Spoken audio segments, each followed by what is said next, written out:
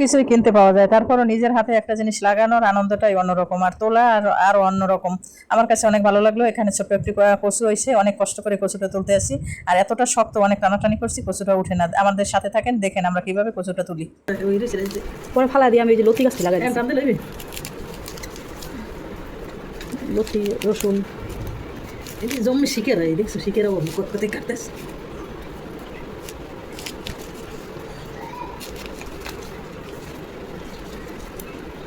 বর্তমানে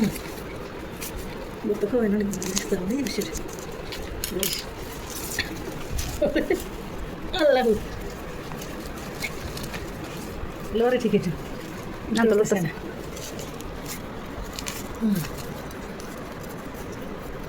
এটা যে শিকার হলো জন্মের শিকার, মাটি অল্প এরকম শিখে তো কাটতে আসতে করে ওঠে না কেন, একেবারে নিচে শিখে দিয়েছে।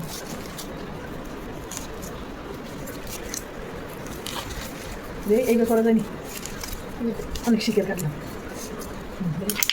বিসমিল্লাহ এগারো ডুবে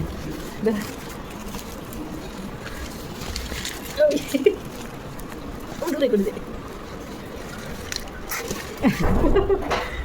পারতাম না।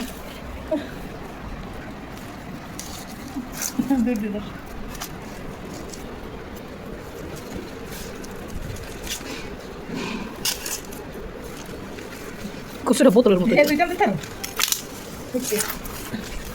এই লরে কিন্তু ওইটা দিব এটা ধরি ধরিস পা দিয়ে ধরো এইবার দেখি আবার পড়াইতে হবে ভালো। এইবার যদি পারি ঠিক আছে ওরে সত্যি সব দিতে আসি আল্লাহ রে মাশাআল্লাহ মাশাআল্লাহ কত বড় দেখো দি চিনে ছোট বলে বড় হয়েছে না, অনেক নিয়েছে এই দিক দিকে চাকরি দিয়ে কেটেলে পরে কাটলে একটা ছবি তুলি তুমি আগে শুন।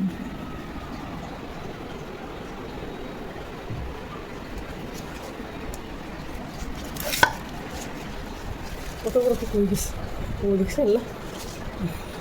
এই না আরেকটা ওই গেছটাই লাগাই দিব, কিছুই বলি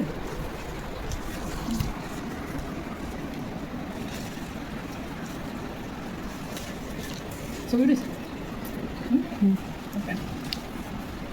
এত একসাথে লাগাই দিলে একটা ছবি তুলে ছবি তুলে এবার তো বড় এবার লাগাই দিলে এনে কিছু দিয়ে নেই, এটা নিচে নিয়ে গেলে চেষ্টা করছি।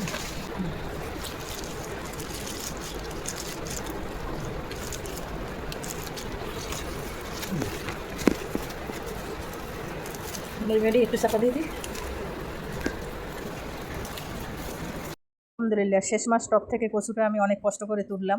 ছাদে বই অনেক চেষ্টা করছি কিন্তু তুলতে পারিনি, ঘরে নিয়ে আসছি, ঘরে বইয়ে তারপর তুললাম।